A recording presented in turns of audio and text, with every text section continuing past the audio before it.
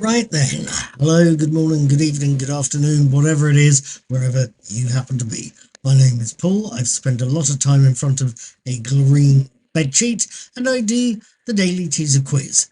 I also talk about movies as and when I get a chance to watch one. I really should sit down with Dune Part 2. I saw the original a few years ago now and wanted to tell you about the second one. I also do TV show reviews, and it's TV show reviews I'm going to concentrate on tonight. It's the 3rd of May, it's a Friday, in case you didn't know it. I'm giving up valuable sneaker watching time to tell you about episode 6 of Star Trek Discovery's 5th and final series. The episode is called Whistlespeak. I wanted to tell you what I thought.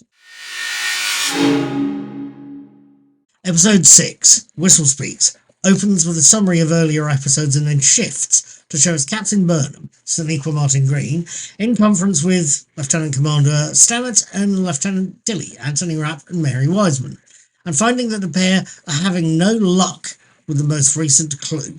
Nothing about the vial or the extremely pure and extremely distilled and extremely wet water it contains is giving them any idea of where the next piece of the progenitor puzzle is. It's only when Captain Burnham tries to beam back to the bridge that she gets hijacked by Dr. Kovic, David Cronenberg, and gets a hint from the mysterious doctor, a list of historical names, something she feels they should check out, and a list of historical names of the scientists involved with the discovering the progenitors many centuries ago. A list that included well-known Denobulan scientists who specialised in rain-making technology and who just happens to have visited the one planet in the area that needs it. Now, what did I make of Whistlespeak? Let's get the elephant out of the room here, shall we? Just out of curiosity, have you heard the phrase white saviour? It's something of an old trope where a civilized white person, a literal white saviour, turns up in wherever and helps out primitive, indigenous and usually coloured native peoples. The trope is generally seen as a bad thing, and generally, whether it's in fiction or in reality, it's generally seen as ever so slightly racist. The Wikipedia entry on the subject makes fascinating reading, and it does a better job of detailing these things far better than I could. I suggest you go and have a look at it. But the only example I could think of was the video for Eliza Doolittle's Pack Up. Pack up your troubles in your old kit bag. La da da da da da da. That one, the tweet song. You have a hell of a lot of people of colour dancing around the only white person in the video, the singer herself. And I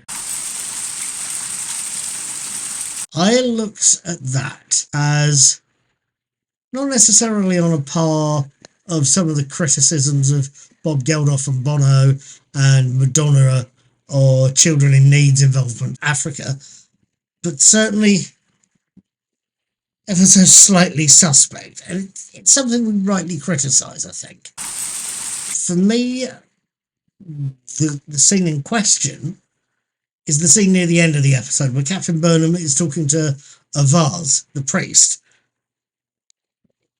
That was ringing bells for me. That was certainly something I found familiar.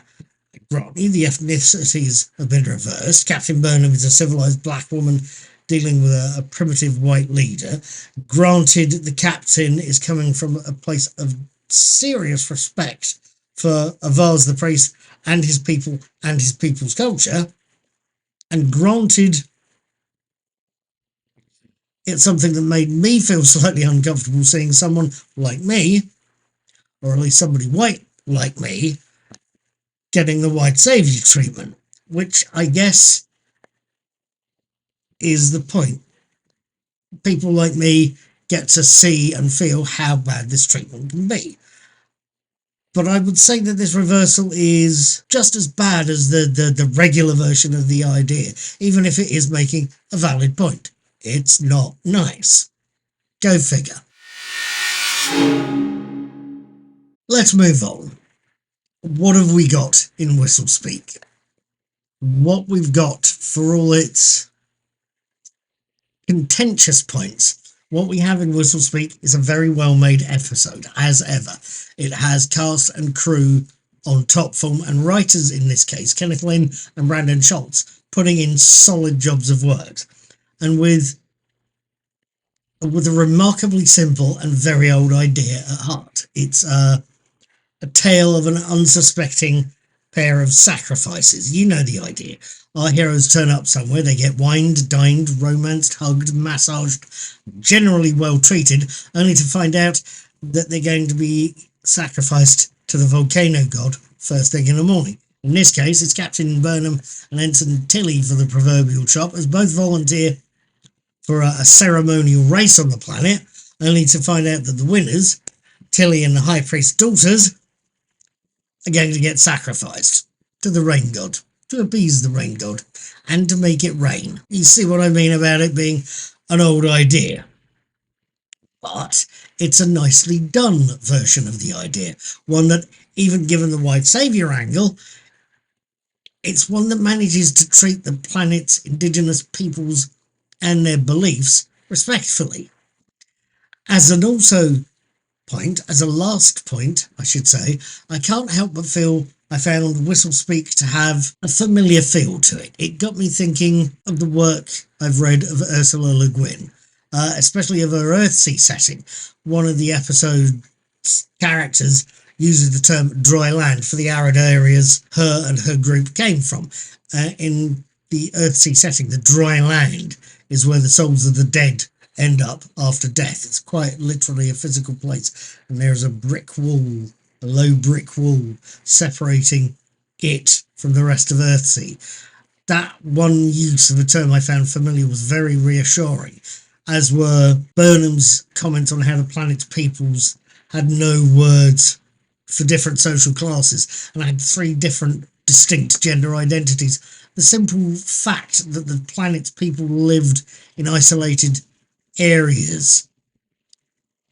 Combine all of that with that throwaway line about gender identity that had me thinking of Le Guin's Left Hand of Darkness. Given all of that, I think Whistlespeak was reassuringly familiar and influenced by one of America's finer writers. It's not the first time I think the franchise has done this. I feel Lift Us Up Where Suffering Cannot Reach was very specifically and heavily influenced by Le Guin's The One Who Walk Away from Omelets, as an example. But I also think that kind of influence is no bad thing. Right, what did I make of this episode? What did I make of Whistlespeak? It's got to be said, once again, we do have a fine, well-made, well-told story and a fine, well-made, well-told episode. Granted, there is an issue there, I think. The scene with Burnham and the priest at the end could, after all, be seen as a very progressive equivalent to the white saviour trope. That's something that is going to be staying in my mind, being mulled over for quite some time. But that is counterbalanced by a very good, well-told story, one that takes an old idea and does a good thing with it. It shows us an entertaining story with it, and it adds to the ongoing story arc. Whatever flaws I feel it may have, however uncomfortable I may feel as a result of that, Whistlespeak is a well-told story, one that will get me coming back next week. I will be watching the next episode of Star Trek Discovery, Eriga, on Thursday the 9th of May and posting my written and video reviews of it on Friday the 10th. Hopefully, I will see you then. Live long and prosper, and don't forget the very wise words of Patrick McGowan. Be seeing you.